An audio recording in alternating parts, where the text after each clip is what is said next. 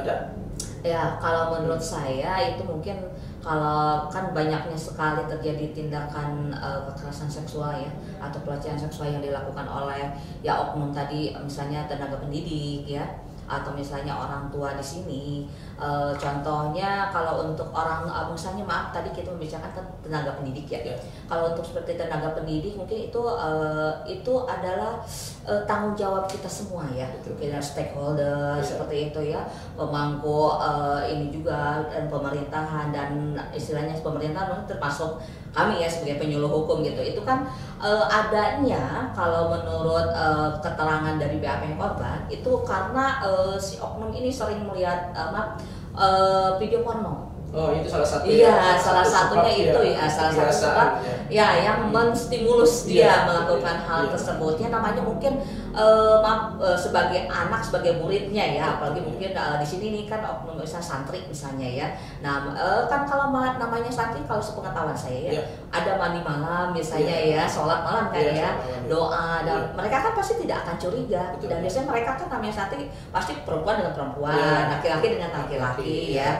Nah, seperti itu terpisah dan mungkin diajarkan seperti itu kan doa-doa atau sholat malam, dimandikan mungkin ya seperti itu. Dan anak tidak menaruh curiga sama sekali. Nah makanya ini kita hadirnya Undang-Undang Nomor 17 Tahun 2016 ini yaitu untuk memberikan istilahnya sanksi yang tambahan tadi kan, pemberatan sanksi dan sepertiga tadi ya. Dan kalau bisa seperti ini untuk KPPA ya, P3A itu Komisi Perlindungan Anak ya, itu mereka menolak untuk adanya restoratif justice.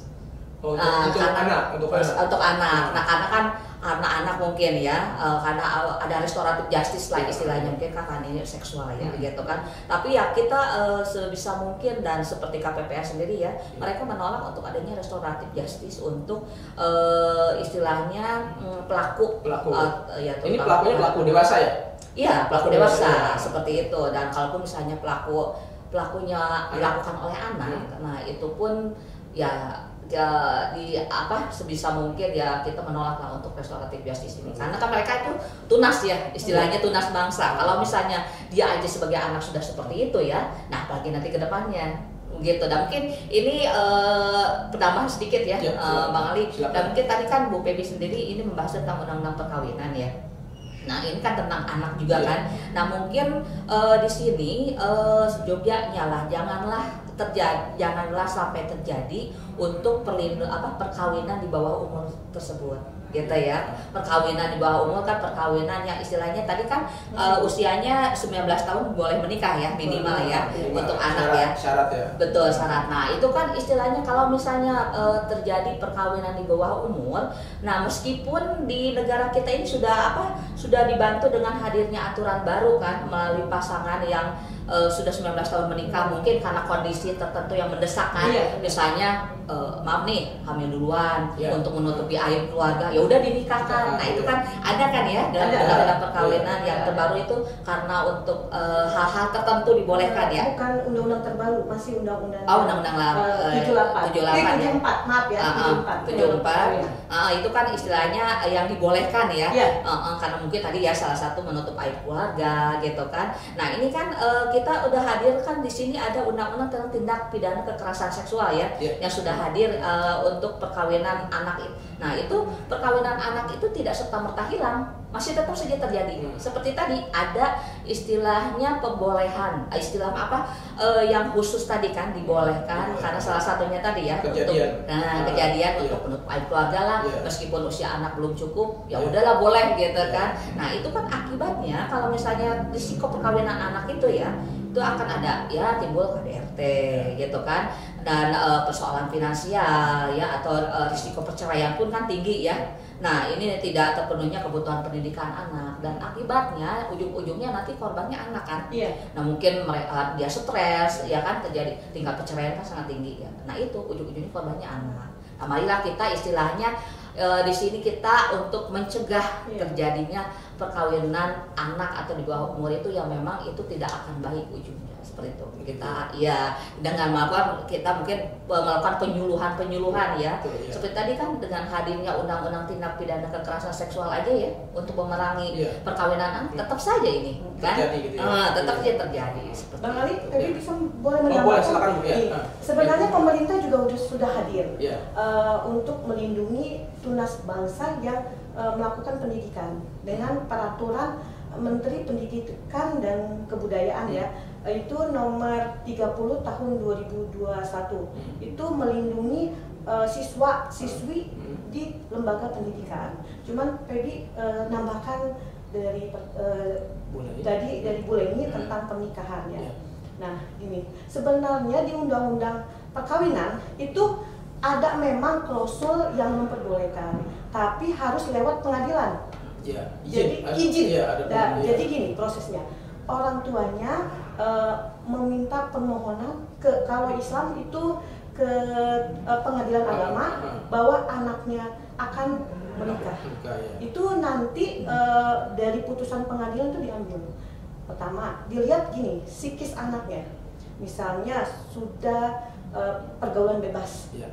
Misalnya nanti imbasnya akan terjadi hamil di luar nikah. Jadi nanti hakimnya memutuskan kenapa kok diperbolehkan untuk dia menikah muda. Misalnya anaknya lagi hamil, takutnya nanti psikis ibunya dan kandungannya. Jadi dilihat dan jadi setelah dikaji ulang oleh pengadilan, maka diputuskan misalnya anak tersebut diperbolehkan menikah. Nah, dengan putusan pengadilan tersebut makanya bukan pengadilannya tapi KUA bisa bukan mengesahkan ya, bisa menikahkan anak tersebut. Iya, atas izin pengadilan yang tadi Feby sebut. Jadi nggak notabene prosesnya singkat, tapi ada proses-proses yang harus dilalui. Untuk bisa melangsungkan pernikahan. Untuk melangsungkan pernikahan di usia dini ya. Karena masalahnya kalau menurut pendapat Feby ya, dibanding terjadi zina zina itu ya mending dinikahkan, ya kan? Karena masalahnya kalau kedewasaan, kalau menurut pendapat Feby ya, itu nggak mau tua mau muda, itu dewasa itu bisa diiringi oleh waktu. Nah, makanya Feby tanamkan agama, selalu Feby tanamkan agama. Kalau agama tiangnya sudah kokoh, dia tidak akan, anak kita tidak akan melakukan pergaulan bebas dan insya Allah tidak akan melakukan pernikahan muda atau dini. Mungkin itu aja. Salah satunya penguatan ya, Bu ya. Penguatan tentang apa agama ya. Agama. Ya, kalau tadi di sekolah peraturan Menteri Pendidikan sudah ada. Ya, sudah ada. Aturan pada dasarnya sudah ada semua, Bu. Sudah ada. Tapi sampai saat ini kekerasan di dalam lingkup rumah tangga, kekerasan terhadap anak masih terjadi. Nah, ini kan terkait dengan kekerasan dalam rumah tangga ini, Bu, yang misalkan ada seorang ibu atau istri yang mengalami kekerasan itu kan boleh nggak memperbolehkan istri itu meminta cerai kepada suaminya ya, karena salah satunya itu tadi kekerasan rumah tangga itu. Ya, boleh. Kenapa? Karena di Undang-Undang Perkawinan, tepatnya di pasal 38 itu putusnya perkawinan bisa 3, karena kematian, perceraian, atau putusan pengadilan. Kalau putusan pengadilan, misalnya dia nikah, tapi ada orang tuanya tidak setuju, maka pernikahannya itu bisa digagalkan. Nah, kalau kematian, Bang Ali tahu kan? Kalau perceraian itu di pasal di Undang-Undang Perkawinan di 31 sampai 34 itu ada hak dan kewajiban suami dan istri. Jika suami dan istri misalnya tidak melakukan kewajiban, itu bisa menuntut untuk ke pengadilan minta cerai ataupun kasus KDRT. Ya, Feby jelasin lagi di Undang-Undang Perdata itu diperbolehkan. Kalau misalnya suami atau istri melakukan zina, keluar dari rumah, ya, apalagi kalau misalnya ada kasus KDRT, misalnya istri dipukulin suami, jadi prosesnya begini, proses KDRT-nya masuk ke pengadilan negeri, lalu proses cerainya masuk ke pengadilan agama, jadi beriringan, ataupun bisa cuman prosesnya ke pengadilan negeri tapi dia tidak bercerai. Itu keinginan ya. Bisa juga dari putusannya ke pengadilan KDRT-nya masuk ke pengadilan negeri hasil putusan dari pengadilan negeri dipakai untuk perceraian ke pengadilan agama. Mungkin seperti itu Bang Ali. Bisa. Terkait dengan pelindungan anak, biasanya kan perceraian itu kan udah ada anak tuh, ya. Ini gimana nih, boleh nih? Sudah ada anaknya, kemudian istri mengajukan cerai karena terjadi kekerasan dalam rumah tangga, ini gimana nih? Karena banyak juga yang pertimbangannya dia berat menghadapi kekerasan rumah tangga, tapi dia juga berat ke anaknya. Ini gimana dari sisi perlindungan anak? Ya kalau dari sisi perlindungan anak ya seperti tadi ya, hak-hak anak itu adalah untuk mendapatkan perlindungan seperti itu ya, untuk istilah mendapatkan pendidikan yang layak atau istilahnya seperti tadi. Nah ini kan salah satunya kalau misalnya sampai terjadi orang tuanya bercerai misalnya ya. Nah itu pastikan si pondasi anak untuk mendapatkan seperti tadi perlindungan, pendidikan yang layak, kasih sayang ya, itu kan pasti akan istilahnya akan hilang ya. Seperti itu mungkin dan namanya anak pasti kan misalnya kan tetap saja ada dari orang tua ayah ibu meskipun terpisah ya tetap menyayangi, tapi kan itu akan beda dengan istilahnya kalau orang tua itu bersatu gitu kan, dan di dalam istilah di dalam satu rumah. Nah itu istilahnya mengajarkan itu akan berakibat ke psikis juga kan, psikis anak ya, psikis anak itu akan terganggu gitu kan. Kadang-kadang mungkin kita sering mendengar cerita ya Bang Ali ya, katanya anak yang broken home ya istilahnya ya, anak broken home itu nanti kan kedepannya adalah ya seperti mungkin menjadi dia pemberontak lah atau istilahnya troublemaker lah istilahnya, oh itu pantas itu katanya anak broken home ya seperti itu ya. Betul, nah itu kan sering terjadi ya. Nah itu memang itu untuk membangun psikis anak tersebut itu pondasinya itu dari rumah, bukan dari sekolah ya, bukan dari istilahnya pesantren, bukan. Itu rumah itu oleh orang tua sendiri sebagai guru yang paling pertama gitu kan, yang mengajari pondasi, mau itu agama, itu bukan guru agama ya, itu orang tua sendiri pondasinya mulai dari rumah seperti itu. Dan misalnya orang tuanya yang memberikan dengan kasih sayang, pelajaran kan di rumah itu akan berbeda sekali kan terhadap tumbuh kembang si anak tersebut juga seperti itu. Jadi itu sangat sangat diperlukan sekali kalau untuk misalnya orang tua yang istilahnya utuh ya. Nah, seperti untuk itu pendidikan istilahnya mental dan psikis anak ya pasti terganggu ya. Betul sekali. Jadi ya diusahakan betul sahabat pembelajar ini untuk mungkin yang sudah berkeluarga ya, untuk tidak melakukan kekerasan apapun dalam rumah tangga ya. Itu jadi untuk sebagai pencegahan tadi Bu Feby menyampaikan ya, pondasi agama dikuatkan untuk salah satu pencegahan tidak terjadinya kekerasan dalam rumah tangga. Baik Bu Leni, Bu Feby, masih ada nggak yang mau disampaikan? Kalau misalnya terkait dengan pembahasannya ya, nanti kalau memang masih ada dibahas. Kalau nggak nanti saya minta ya ada pencerahan lah dari Bu Leni terkait dengan pelindungan anak, dari Bu Feby terkait dengan perkawinannya ini. Baik.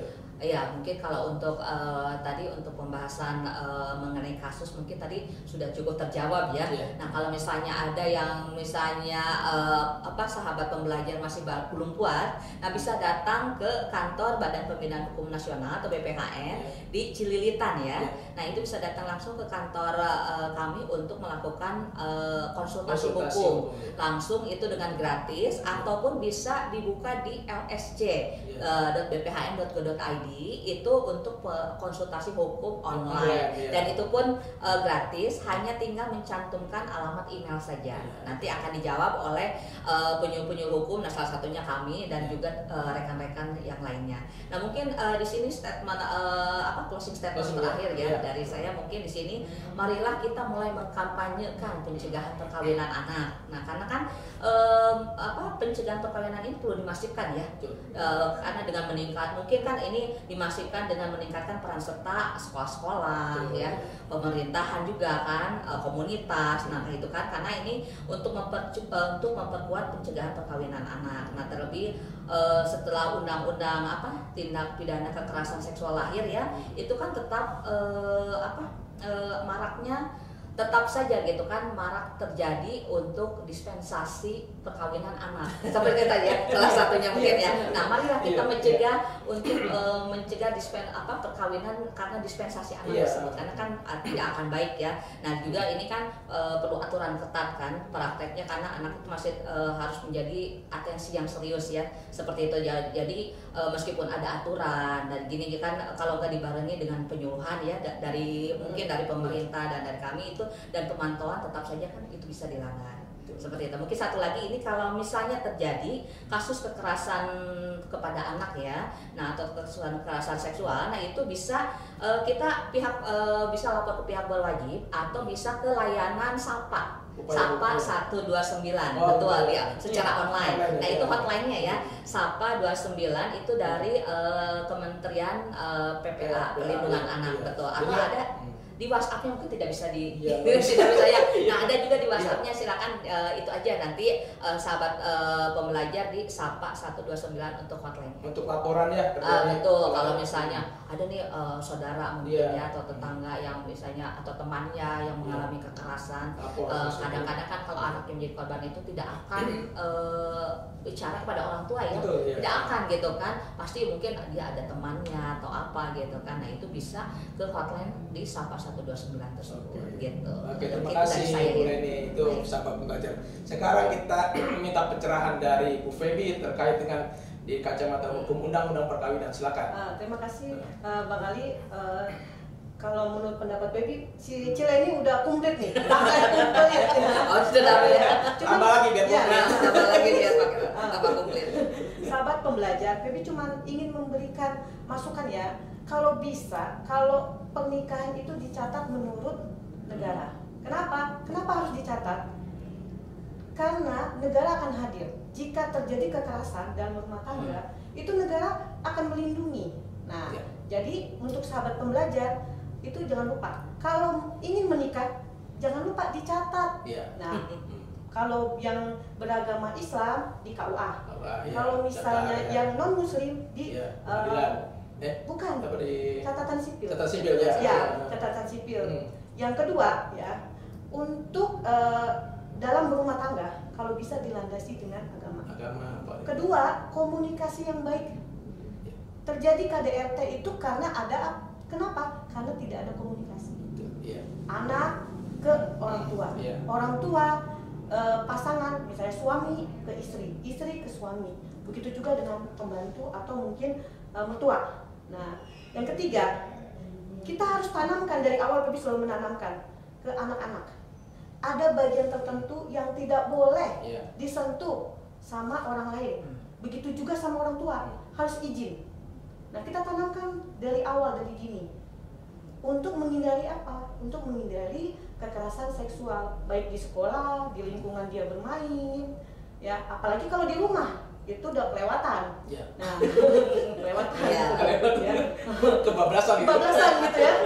Nah, yang keempat, Febi sering melihat ya, mungkin karena susah atau mungkin kamarnya cuma sedikit, kamarnya cuma 2, anaknya banyak, jadi anaknya digabung. Kondisinya kayak gitu. Kalau bisa, ya kalau anaknya dipisah antara perempuan, laki dengan laki, jangan sampai digabung. Misalnya sudah SMA digabung, kakak adik nggak apa-apa, adik kakak nggak apa-apa, laki dan perempuan digabung jadi satu. Apalagi tadi Cileni nonton film, ya kan, belum dulu ya, kan, bisa terjadi. Nah, jadi kalau bisa, walaupun rumah kita kecil sepetak atau apa ya, sekamar atau berapa kamar, diusahakan pisah antara lelaki, perempuan harus digabung dengan perempuan, dan tidak boleh digabung anak dengan orang tua. Juga sama. Takutnya ngintip anaknya.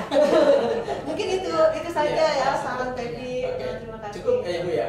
Cukup. Baik sahabat pembelajar, demikian pembahasan bincang penyuluh hukum kita pada pagi ini terkait dengan kekerasan terhadap anak yang dilihat juga dari kacamata undang-undang perkawinan. Mudah-mudahan apa yang disampaikan oleh Bu Leni dan Bu Febi ini bermanfaat untuk kita semua. Dan ingat, jika memang masih ada yang belum terjawab, masih ada yang ingin ditanyakan, bisa langsung datang ya ke kantor BPHN, Badan Pembinaan Hukum Nasional di Cililitan, atau juga bisa melalui konsultasi online ya, di lsc.bphn.go.id. Iya, jadi kalau males ke sana bisa online curhatnya. Oke.